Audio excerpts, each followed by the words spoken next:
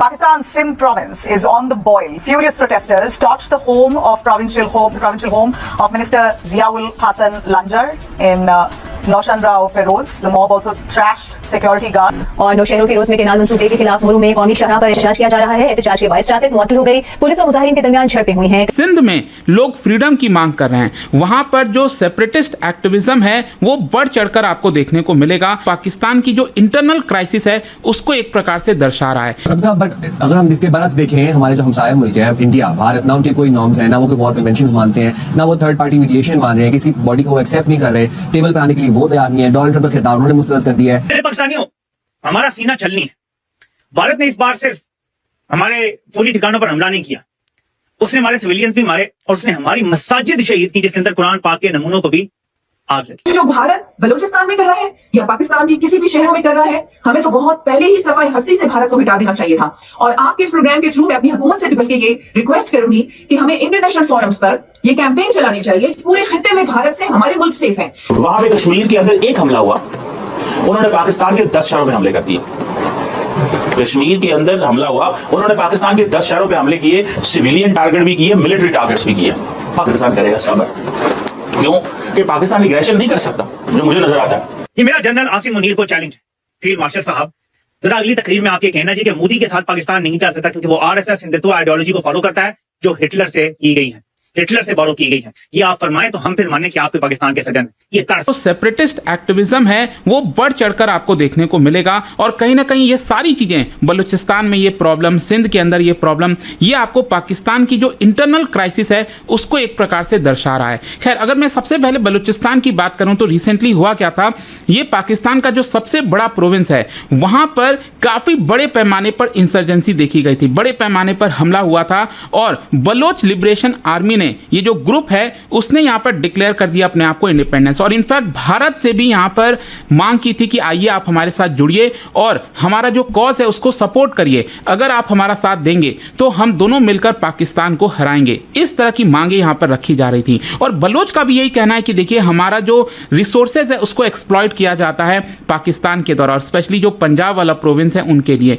फिर इसके अलावा यहां पर एनफोर्स डिसअपियरेंसेज होते हैं, अचानक से बलोच के कई लोगों को उठा लिया जाता है, मिलिट्री के द्वारा क्रैकडाउन किया जाता है, एक्स्ट्रा जुडिशियल किलिंग्स की जाती हैं। और इसीलिए अगर आप देखोगे तो रिसेंटली बलोच लिबरेशन आर्मी ने बड़ा हमला करते हुए एक संदेश दिया कि देखिए, अब बलूचिस्तान का जो एरिया है, स्पेशली जो क्वेता, ये अब आपके कंट्रोल में नहीं है। मतलब भले ही यहां पर पाकिस्तान की जो आर्मी है कितना भी कोशिश कर ले, ये इस कॉज को नहीं रोक पाएगी, ऐसा बलोच की तरफ से एक प्रकार का मैसेज दिया गया था। अब क्वेश्चन ये आता है कि सिंध को लेकर अब अचानक से क्या हो रहा है। देखो, सिंध में मैं आपको बता दूं, इस समय ये जो करंट मूवमेंट चल रहा है ये लेड किया जा रहा है by Jai Sindh freedom movement, JSFM। Historically अगर आप देखोगे तो सिंध के अंदर भी इस तरह की आवाजें उठती रही हैं। और पहले अगर आप देखिए तो सिंधु देश रिवोल्यूशनरी आर्मी हो गई, जय सिंध कौमी महज हो गया, इन लोगों ने इस पूरे मूवमेंट को लीड किया था। लेकिन अभी के समय ये जय सिंध फ्रीडम मूवमेंट इनके द्वारा लीड किया जा रहा है और इनके द्वारा एक मेजर सिट इन ब्लॉकेड जो होता है हाईवे पर,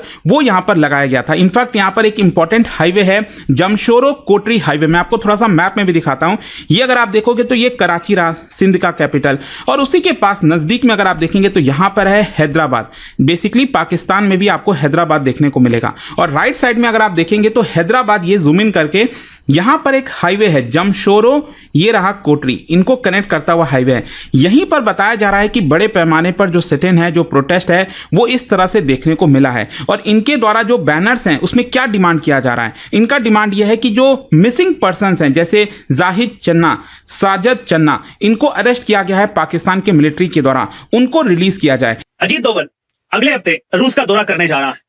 उसमें इतलात ये है कि अजीत डोवल रूस से मजीद S-400 लेने जा रहा है।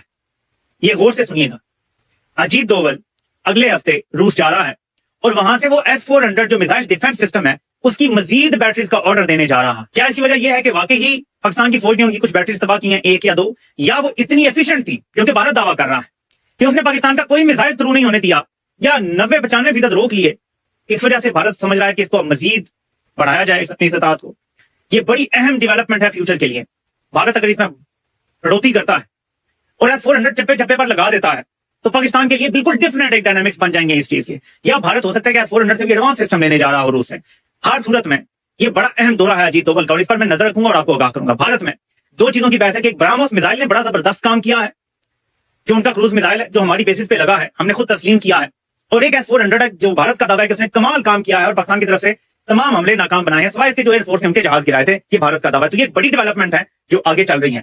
ट्रंप ने एक बार फिर बयान दिया है, एक और आर्मी बात कर दूं, जिसमें उसने पाकिस्तान की तगड़ी लीडरशिप की तारीफ की है, यानी उसने जनरल आसिम मुनीर की बेसिकली तारीफ, क्योंकि सबको पता है कि इस टाइम पाकिस्तान का सरबराह वही है। ये पाकिस्तान के लिए कुछ ज्यादा अच्छी खबर नहीं है। हालांकि कुछ खबरें ऐसी थी कि कोई मुलाकातें हो रही हैं अमेरिका में, अहम मुलाकातें हैं, बड़े लोगों से मुलाकातें हैं, मुझे इजाजत नहीं है बताने की, जिनको बताया गया या जिन तक सोर्सेज ने पहुंचाया। कुछ डेवलपमेंट्स हैं जो आने वाले दिनों में आपको शायद होती भी नजर आए, लेकिन जब तक वो हो नहीं रही, ट्रंप कुछ ज्यादा ही तारीफें कर रहा है।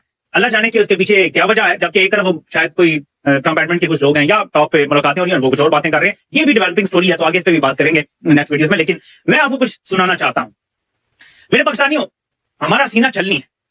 भारत ने इस बार सिर्फ हमारे फौजी ठिकानों पर हमला नहीं किया, उसने हमारे सिविलियंस भी मारे और उसने हमारी मसाजिद शहीद की, जिसके अंदर कुरान पाक के नमूनों को भी आग लगी। बहुत सारे नमूने महफूज भी रहे, लेकिन भारत का हमला हमारी मसाजिद पर था, अल्लाह के घर पे था। ठीक है, ये गौर कीजिएगा। उसमें कुरान पाक भी शहीद हुए, फिर सिविलियंस शहीद हुए। 40 से 50 टोटल तादाद है जिसमें फौजी और सिविलियंस मिला के बताए जा रहे हैं जो शहीद हुए पाकिस्तान के। एक तरफ इतना बड़ा हमारा नुकसान हुआ है, हमारी 9 एयर बेसिस भारत ने टारगेट किए हैं, जिसमें नुकसान पहुंचाया है भारत ने। रनवेज कहीं तबाह किया है, कहीं बिल्डिंग तबाह की है, कहीं हैंगर पे उसने गोला मारा। अब आप इस पागल खातून का ये छोटा सा क्लिप सुने, मैं आपको कुछ बताना चाहता हूं इसके बाद। वैसे सुनाना नहीं चाहता, मुझे पता आपको भी अच्छी नहीं लगती चीज, लेकिन आपको ये सुनाने का एक मकसद है, और वो मकसद ये है जो मैं आगे आपको बात करूंगा तो आपको बताऊंगा, लेकिन पहले ये सुनने जरा। जो कुछ 9 मई को हुआ और जो कुछ उससे पहले इंडिया ने 6 और 7 मई के शाम को हमला करके किया, उसमें ज्यादा फर्क नहीं है, बल्कि शायद हमने ज्यादा, हमारी उस सियासी जमात ने ज्यादा नुकसान पहुंचाया पाकिस्तान को।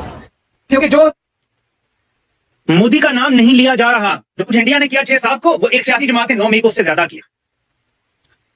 मेरे पाकिस्तानियों, क्या आपको पता है कि 9 मई के फर्स्ट फ्लैग ऑपरेशन को फौज ने ऐसे प्लान किया था कि कोर कमांडर लाहौर को कोई जानी या किसी किस्म का नुकसान पहुंचा दिया जाए, लेकिन वहां पे पीटीआई के लोगों का तो ऐसा कोई इरादा नहीं था। वो तो जिस तरह भी उनके लिए दरवाजे खुले और अंदर चले गए, तो किसी की जान नहीं गई, फौजी की, किसी पुलिस वाले की, किसी हुकूमती बंदे की, जबकि पीटीआई के 25 से 30 लोग उस दिन शहीद कर दिए गए 9 मई को।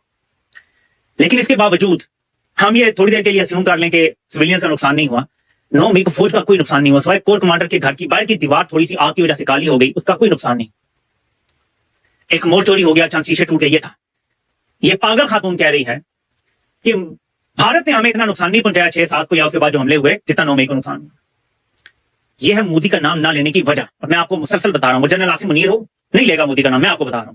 वो अच्छा, ये मेरा चैलेंज है, ये मेरा जनरल आसिम मुनीर को चैलेंज है, फील्ड मार्शल साहब, जरा अगली तकरीर में आप ये कहना जी कि मोदी के साथ पाकिस्तान नहीं चल सकता, क्योंकि वो RSS हिंदुत्व आइडियोलॉजी को फॉलो करता है जो हिटलर से की गई।